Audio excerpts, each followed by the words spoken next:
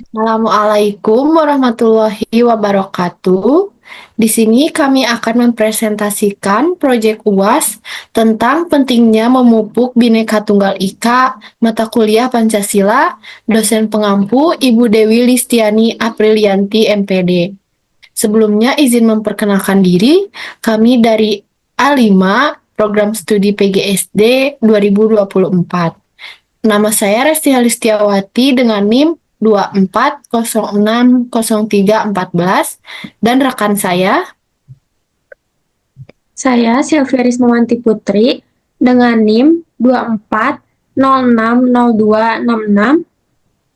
Dan saya Alisa Ervi Oktariani dengan NIM 24060270.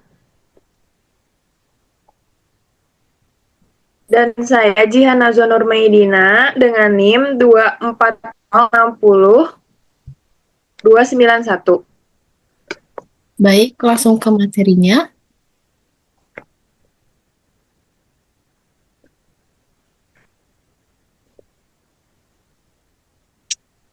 Baik, materi yang pertama ada makna Bhinneka Tunggal Ika.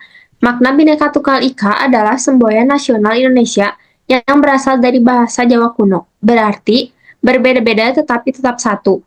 Konsep ini menekankan pentingnya persatuan dalam keberagaman suku, budaya, dan agama di Indonesia. Karena di Indonesia sangat banyak budaya, ras, agama yang berbeda-beda. Bhinneka Tunggal Ika juga berfungsi sebagai landasan untuk menjaga toleransi dan menghargai perbedaan memperkuat identitas bangsa Indonesia sebagai satu kesatuan meskipun memiliki latar belakang yang beragam.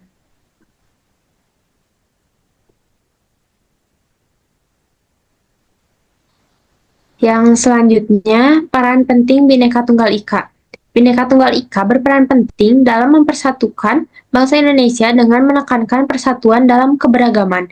Semboyan ini mengajarkan nilai-nilai toleransi dan saling menghormati antar suku, agama, dan budaya yang esensial dalam menjaga kerukunan sosial. Selain itu, Bhinneka Tunggal Ika memperkuat identitas nasional, menciptakan rasa kebersamaan dan kepedulian terhadap kemajuan bangsa.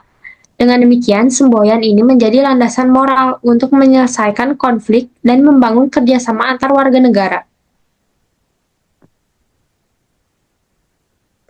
Nah, selanjutnya ada praktik-praktik kebinekaan dalam Bhinneka Tunggal Ika.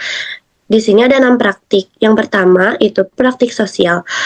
Yang pertama itu menghormati perbedaan agama dan kepercayaan. Yang kedua menghargai budaya dan tradisi daerah. Yang ketiga menerima perbedaan etnis dan ras. Yang kedua praktik pendidikan. Yang pertama mengajarkan sejarah dan budaya Indonesia, yang kedua mempelajari bahasa daerah, yang ketiga meningkatkan kesadaran tentang kebinekaan. Praktik ketiga yaitu kehidupan sehari-hari, yang pertama menggunakan bahasa Indonesia sebagai bahasa persatuan, yang kedua menghargai makanan dan pakaian tradisional, yang ketiga mengikuti upacara dan ritual keagamaan bersama, yang keempat menghormati perbedaan pendapat dan pikiran. Nah, selanjutnya di sini yang keempat ada praktik politik. Yang pertama, menghargai demokrasi dan kebebasan. Yang kedua, mengakui hak-hak minoritas. Yang ketiga, meningkatkan partisipasi politik. Yang keempat, membangun kesadaran tentang pentingnya persatuan.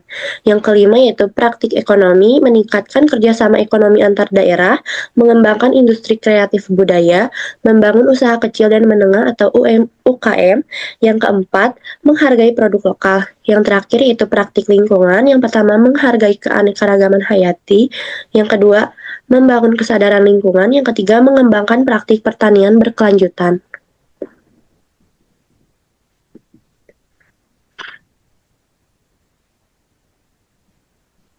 Baik, selanjutnya ada hambatan-hambatan penerapan Bhinneka Tunggal Ika. Yang pertama, hilangnya apresiasi pemahaman sebagai besar masyarakat, khususnya pemuda-pemuda bahkan belum sepenuhnya mempelajari arti yang mendalam dari Bhinneka Tunggal Ika. Semuanya tentunya hanya memahami nenek moyangnya tanpa dengan serius merasakan nilai-nilai yang tercantum secara internal.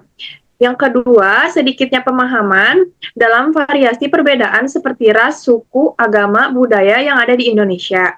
Yang ketiga, fanatik dan pikiran sempit.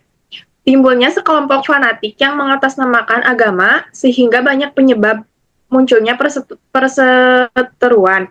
Yang keempat, ketidakadilan dalam pendatang dari berbagai daerah, banyak sekali pendapat perlakuan membeda-bedakan.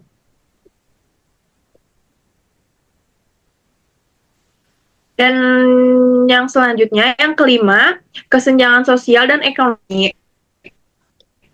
Kesenjangan dalam jalur kesehatan,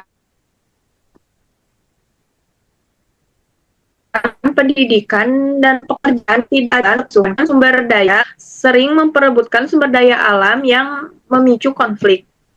Dan yang ketujuh, dampak media sosial menebarkan hoaks, melahirkan kebencian di media sosial, dapat mempecah belah seluruh masyarakat serta mengadu domba satu sama lain. Dan yang terakhir, fanatik online, pernyataan media sosial seringkali dimanfaatkan untuk memperkaya ideologi ekstrim.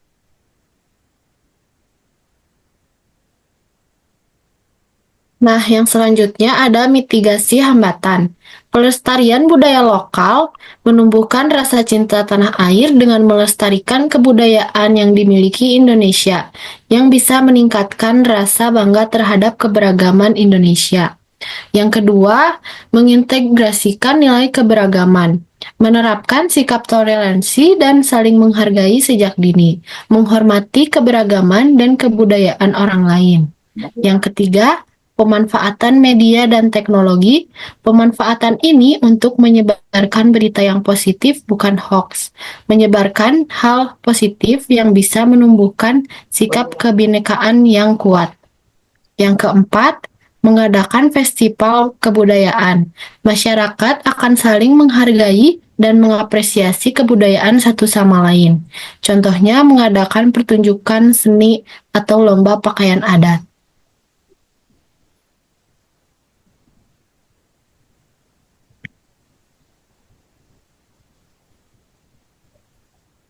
Nah, selanjutnya kesimpulan.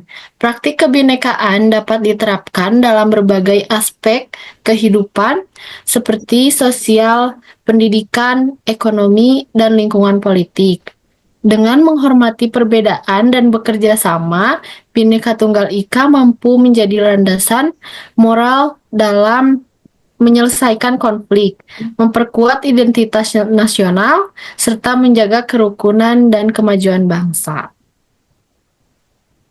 Sekian presentasi materi dari kami. Mohon maaf bila ada salah kata maupun kalimat. Wassalamualaikum warahmatullahi wabarakatuh.